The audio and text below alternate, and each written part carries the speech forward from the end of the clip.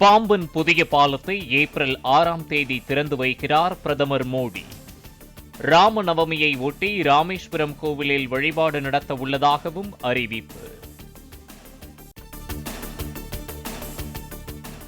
மேற்கு தொடர்ச்சி மலை மற்றும் அதனை ஒட்டிய மாவட்டங்களில் ஓரிரு இடங்களில் நாளை வரை மிதமான மழைக்கு வாய்ப்பு. மன்னார் வளைகுடா மற்றும் அதனை ஒட்டிய பகுதிகளில் வளிமண்டல கீழடுக்கு சுழற்சி நிலவுவதால் மழை பெய்யக்கூடும் என வானிலை மையம் தகவல். தமிழ்நாட்டின் ஓரிரு இடங்களில் நாளை முதல் படிப்படியாக வெப்பநிலை உயர வாய்ப்பு. இயல்பை விட 3 டிகிரி செல்சியஸ் வரை வெப்பம் அதிகரிக்கக்கூடும் என வானிலை மையம் எச்சரிக்கை. வக்ஃபு வாரிய சட்டத்திருத்த மசோதாவை திரும்பப் பெறக் கோரி தமிழக சட்டப்பேரவையில் இன்று தீர்மானம். மத்திய அரசை வலியுறுத்தும் தீர்மானத்தை முதலமைச்சர் மு.க. ஸ்டாலின் முன்மொழிவார் என தகவல்.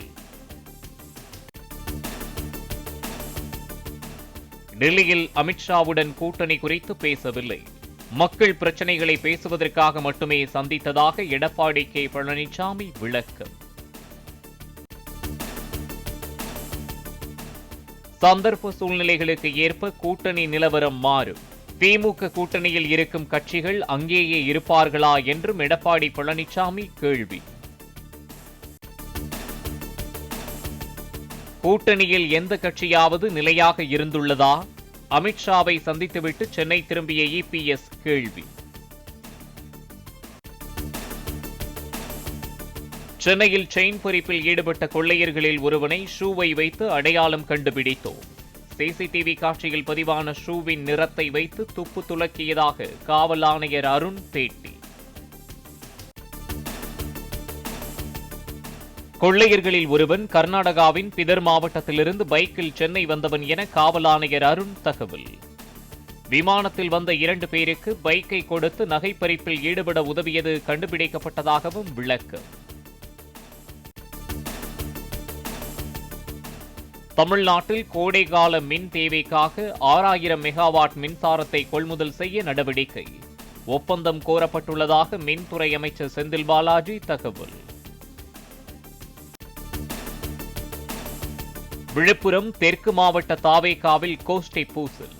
நகர மாவட்ட பதவிகளுக்கு 3 லட்சம் ரூபாய் முதல் 15 லட்சம் ரூபாய் வரையில் பணம் கேட்பதாக டிடியை காண்பித்து குற்றச்சாட்டு. கிராம நத்தம் நிலங்களில் நீண்ட காலமாக குடியிருந்தால் அந்த நிலத்தை அரசு நிலமாகவோ ஆக்கிரமிப்பாகவோ கருத முடியாது. கிராம நத்தம் நிலங்களுக்கு பட்டா வழங்க கோரி தாக்கல் செய்யப்பட்ட வழக்கில் சென்னை உயர்நீதிமன்றம் திட்டவட்டம்.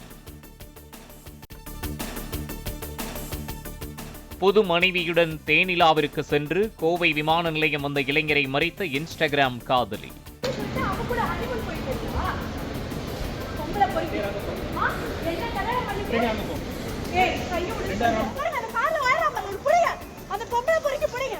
ஏமாற்றிவிட்டதாக கூறி இளைஞரை விரட்டிய பெண்ணை தடுத்த காதலனின் உறவினருடன் கடும் வாக்குவாதம்.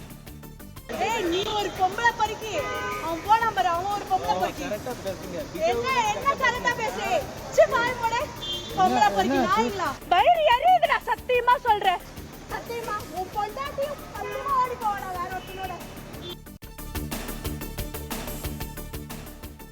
வான் இலக்கை தாக்கும் குறுகிய தூர ஏவுகணையை வெற்றிகரமாக பரிசோதித்தது இந்திய கடற்படை. செங்குத்தாக பாய்ந்து சென்று இலக்கை தாக்கி தகர்த்தது ஏவுகணை. அமெரிக்காவின் பொருட்களின் இறக்குமதி வரியை இந்தியா குறைக்க உள்ளதாக தகவல். வர்த்தக உறவை மேம்படுத்த இரு நாடுகளுக்கு இடையே சுமூக பேச்சுவார்த்தை. எலான் மஸ்கின் உறுப்பினர் பதவி பறிக்கப்படாது என அறிவித்தது பிரிட்டன் ராயல் சொசைட்டி. அறிவியலுக்கு எதிரான கருத்துக்களை எலான் மஸ்க் கொண்டிருப்பதாக 3500 விஞ்ஞானிகள் கருத்து.